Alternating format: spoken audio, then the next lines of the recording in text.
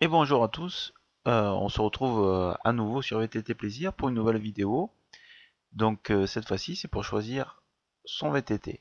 Donc c'est le deuxième chapitre d'une série que j'ai lancée. Donc la première vidéo était intitulée d'un budget de 500 à 1000 euros. Là on va passer sur un budget de 1000 euros à 2000 euros. Vous allez voir qu'il y a de quoi faire. Donc on se retrouve tout de suite sur le VTT.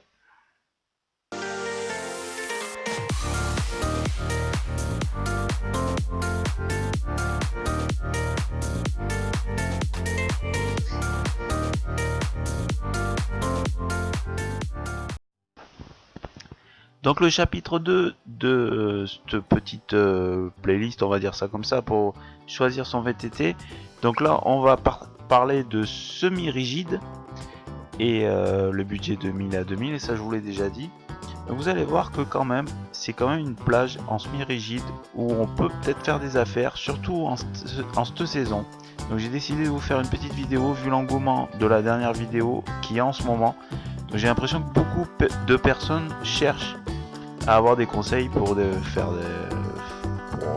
investir dans un VTT ou quoi.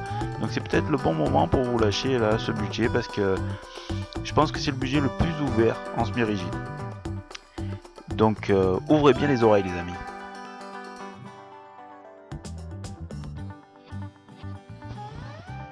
Allez, on attaque tout de suite avec le cadre. Alors vous allez voir que c'est vraiment le gros morceau du VTT. Dans cette plage de gamme, vous allez avoir le choix. C'est-à-dire, vous allez avoir le choix entre un très bon cadre alu ou un cadre carbone, ou on appelle ça composite, de moyenne ou de bonne facture, avec la bonne surprise. Donc soyez très attentifs. Après, bon, j'ai pas plus de marques à vous conseiller que ça. Soyez très attentifs sur tous les points fragiles, c'est-à-dire les haubans arrière, le boîtier de direction et forcément le boîtier de pédalier. Attention à internet et les propositions asiatiques. Ils font de très bons vélos. En règle générale, tous les cadres sont fabriqués là-bas, mais attention au piège. Voilà.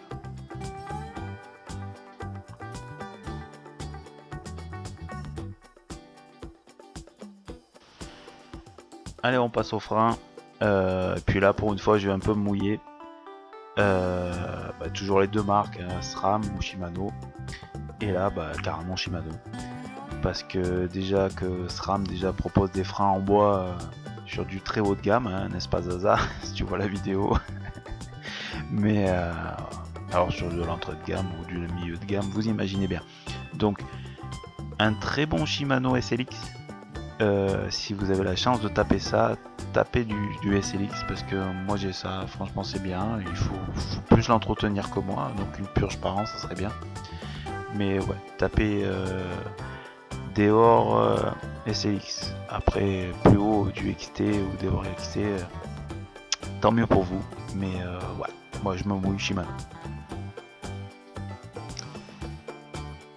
Allez, on passe sur la fourche. Alors les fourches, normalement vous allez taper du RockShox ou de la Fox.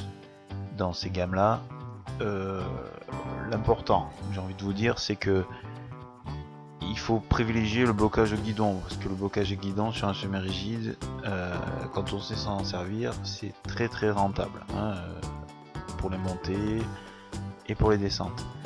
Donc mettez un point d'honneur à vérifier ça, et surtout prenez un vélo qui a une bonne fourche. Donc il n'y a pas que Fox et RockShox sur le marché, c'est pas ça. Et puis il y a de très bonnes fourches qui ne sont pas de ces marques là. Le problème c'est que les fabricants, ils ont des contrats, hein, avec les fournisseurs, et il n'y a que ces deux là qui les fournissent au tarif, à mon avis, qui les intéresse. Après moi je suis pas dans le business du vélo, mais ça se voit quoi. Donc c'est comme pour la transmission, vous avez SRAM et Shimano, point barre. Donc vérifiez bien au moins que vous avez un petit gain, c'est-à-dire moi je pense que le blocage de guidon c'est déjà bien. Après si vous avez le blocage sur le tête de fourche, alors c'est pas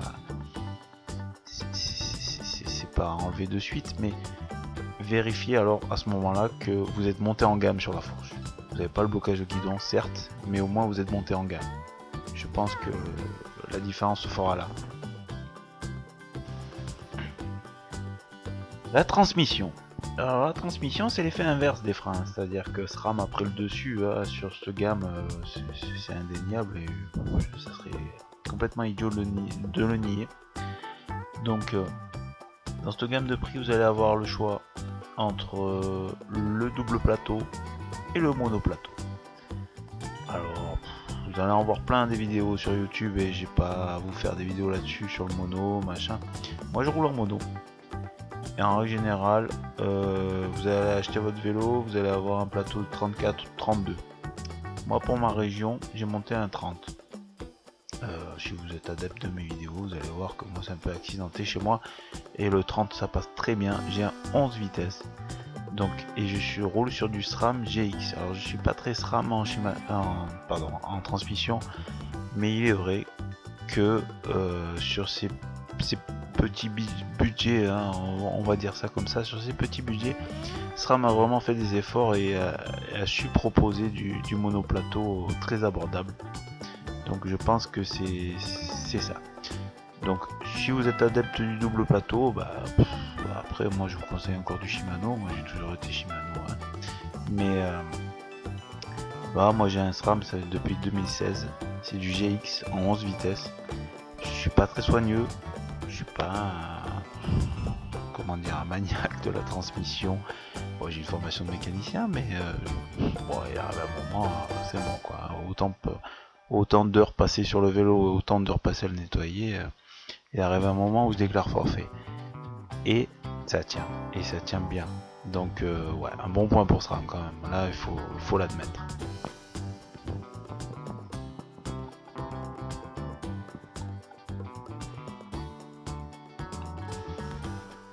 Dernière partie, les roues. Alors là,